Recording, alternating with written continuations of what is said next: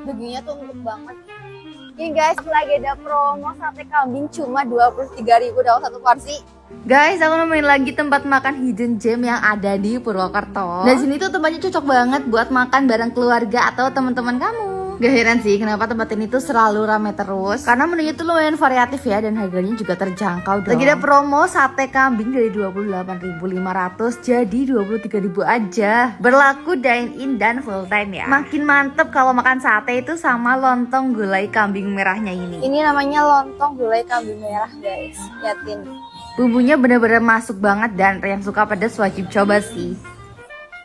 Buat yang gak suka sate kambing, tenang aja karena di sini juga menyediakan aneka pecak ikan, gulai, dan sayur asem. Sayur asemnya juga ada yang Tegal dan Banyumasan, bebas pilih deh sesuai selera kamu. Buat minumannya jangan lupa cobain es campurnya ya. Boleh semondung-mondung ini, Bes. Liatin dong sampai penuh banget kayak gini. Es dawetnya juga nggak kalah enak dong. So kalau di Purwokerto jangan lupa mampir ya ke Pecak Sate Tegal. Untuk lokasinya di Jalan Es Parman, Karangbawang, atau kurang lebih 200 meter selatan Bioskop Raja Wali.